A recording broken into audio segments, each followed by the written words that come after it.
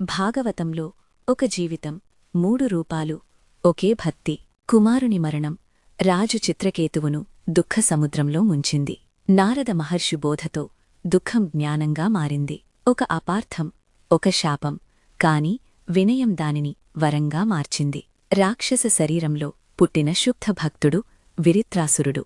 శరీరం మారింది, రూపం మారింది, కాని భక్తి మాత్రం మారలేదు. ఇది రాజు కథ కాదు, ఇది రాక్షసుడి కథ కాదు, ఇది శుద్ధ భక్తి కథ. మహాభాగవతంలోని ఈ అద్భుత కథను ఇప్పుడు చూద్దాం.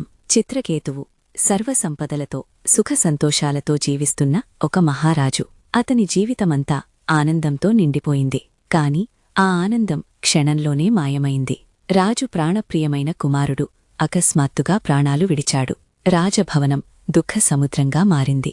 రాజు చిత్రకేతువు తన కుమారుని విడిచిపెట్టలేక అశ్రువులే అతని మాటలయ్యాయి. దుఃఖమతని హృదయాన్ని కబలించింది. అప్పుడక్కడికి దేవర్షి నారదుడు వచ్చాడు. అతని రాకతో భవనమంతా దివ్యకాంతితో నిండింది.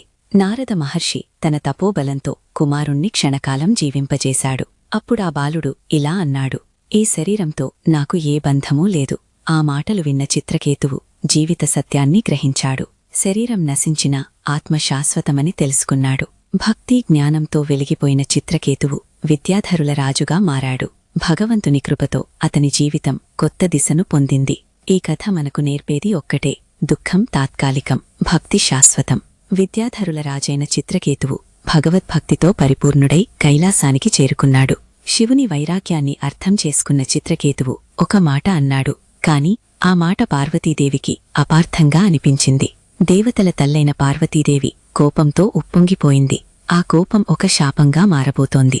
నీ గర్వానికి ఇదే ఫలితం అంటూ పార్వతీదేవి చిత్రకేతువుకు శాపం విధించింది. నీవు రాక్షసుడిగా జన్మించాలి. కాని చిత్రకేతువు కోపపడలేదు, అహంకారం చూపలేదు. ఇది భగవంతుని సంకల్పమే అని వినయంగా స్వీకరించాడు. ఆ శాపం ఒక శిక్ష కాదు, భగవంతుని మహాయోజనలో ఒక భాగమే. చిత్రకేతువు విరిత్రాసురుడిగా జన్మించాడు. రాక్షస శరీరంలో పుట్టిన అతని హృదయం మాత్రం శుద్ధ భక్తితో నిండిపోయింది.